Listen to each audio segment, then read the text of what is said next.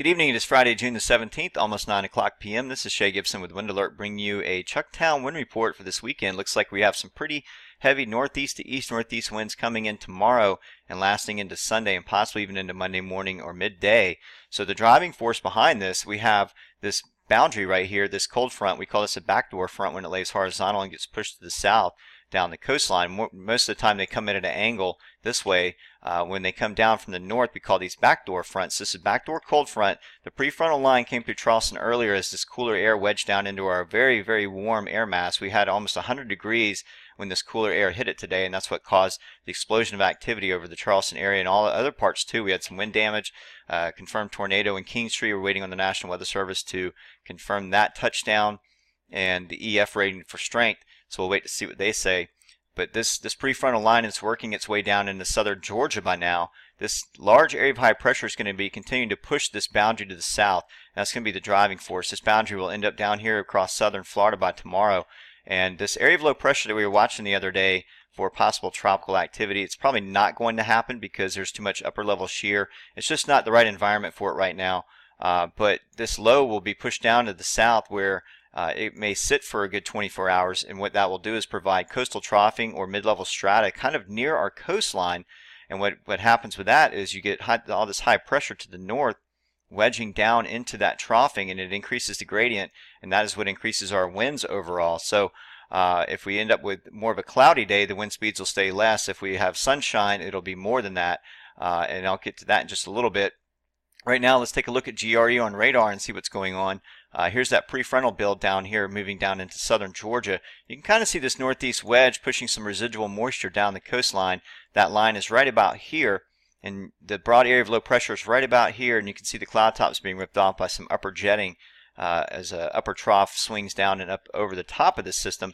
That's what's going to limit its ability to do anything. It's just going to remain an area of low pressure, broad low. May become a closed low out here after tomorrow, maybe tomorrow night or even into Sunday morning, and then lift back to the north as this ridge pushes out into the Atlantic and steers up a southerly flow around it. It'll guide that low up the coastline again. So that's kind of the gist of that. But for right now, the main thing to remember is that we're going to get this northeast wedge down the coastline behind all of this activity overnight tonight. By the time we wake up tomorrow morning, we'll start to see those northeasterlies. Let's take a look at our air temperatures. We're going to finally get some relief with these cooler northeast winds at 85 degrees tomorrow inland. Our sea surface temperatures are 84.5 or 84.9, right around that vicinity. So it's about even with the air temperatures predicted. That means it's going to be 85 widely throughout the Charleston area, and that goes right on into Sunday and even into Monday as the water temperatures cool maybe a degree from that northeast wind pushing some cooler waters down. We may get a little bit of cool water upwelling to back down a couple of degrees on the sea surface temperatures during this one event. So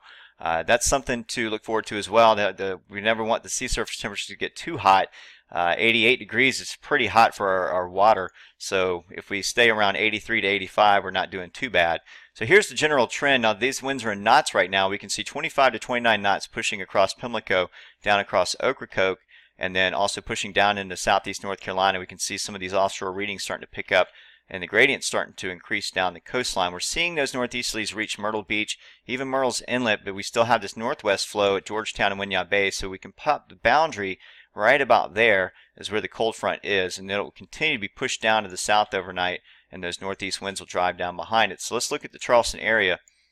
I want to explain what happens along our beaches during these events is sometimes overnight, after such a hot day especially, we have radiational cooling of land, so our winds that would be northeast end up being more north-northeast or even north at times, and it acts almost like your southerly sea breeze with the westerly land breezing and eventually becomes southwest. It's almost the opposite, but it's not quite the same type of sea breeze. We call this a backdoor sea breeze or sea breeze oscillations, where you have this north-northeast wind in the morning time, and then as the sun comes up, the land starts to heat and radiate, and then what happens is this wind bends more northeast, and then eventually it becomes east-northeast and couples with this land-sea interface, and it really increases the gradient across this zone. So these barrier islands really get the gist of this wind, where the inland locales may only see 18 to 22 knots. It looks like for tomorrow we're going to be looking at 21 to 25 knots, possibly even higher than that with those east-northeast sea breeze oscillations.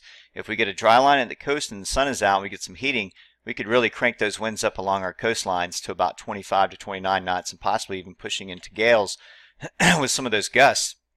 So even inside the harbor where it funnels in easterly, when it goes east-northeast, sometimes it'll sort of funnel in through the coast and create even its own little sea breezing effects through here as well. So we end up sometimes with the east-southeast wind that pulls up around the Charleston Peninsula. But for the most part, the highest winds are going to be residing along the immediate barrier island beaches, and that's where our highest speeds are going to occur. So that looks like the case for Sunday as well, where we get that east-northeast sea breezing again. However, the gradient looks a little bit more relaxed, where we may get just low 20s with mid-20s peaks. But tomorrow looks like the highest day as those northeast winds spill down and the gradient is fresh and it starts the whole process up. So let's look at the modeling for the area. I want to zoom in on this. Just want to walk through a couple of models. Now, when we look at the Quick Look and the Quick Look Plus and all those, they're just blended models, but I want to explain that the GFS model here is usually does pretty well with these kind of events, and it's showing 21 knots gusting to 28 knots, and then in the Sunday we have 18 to 23. So if we look at the NAM 5 kilometer, this is a higher resolution model. It only goes out for about 24 to 36 hours. It actually shows the winds increasing even more than that, 24 to 31 knots. So that means some of these gusts could be higher than 31 knots. If we even look a little higher up in resolution, we can look at the WRF 2 kilometer, and that brings the winds up even higher than that for tomorrow. This one is experimental, so I'm waiting to see what happens. It seems to do better with cooler air masses than warmer air masses, so I'm watching to see what happens. But we could end up seeing something like this tomorrow, if not earlier in the day, like around 1 o'clock. We could be seeing upper 20s populate with low 30s, low to mid 30s in gusts. So something to think about. This is another view from the GFS of I'm going to run this out through tomorrow PM right here for tomorrow afternoon. You can get a better idea of this low pressure broadening out here and providing some of that coastal troughing.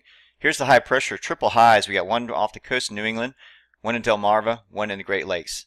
When we have triple highs like this large ridge, it becomes very strong and really bites down into this, and that's what really creates that strong gradient down our coastline. So like I said earlier, with 1016 millibars building to 1026, looks like all three of these are going to couple for a very strong northeast wedge in our coastline. All right, so let's look at the rain potential. It doesn't look like we're going to get much for rain tomorrow. It looks like most of that's going to stay off around the low offshore. We could get a few showers here and there along the coast. I think most of those will be limited to inland. Sometimes when we get those sea breeze oscillations, you get a dry line at the coast, just like from the south, and you get the cloud buildup inland as the winds come in and then lift up as thermals and create some of that moisture and clouding inland. So it doesn't look too bad. It looks like we're not going to have very much rain. If anything, a quickly passing shower or two. And the winds, like I said, for Saturday recap tomorrow, we're looking at 21 to 25 knots with potential for 25 to 29 knots gusting into the 30s. As we get into Sunday, we're looking at about 20 to 24 knots with potential for mid-20s gusting into the upper 20s. And then into Monday morning, if that northeast wedge is still there, probably see those numbers start to fall into the upper teens. So that will do it for the Chucktown Wind Report, and I'll hop on tomorrow morning and give a quick update via text through the Facebook Chucktown Wind Report. And until then, thank you very much, and thanks for watching.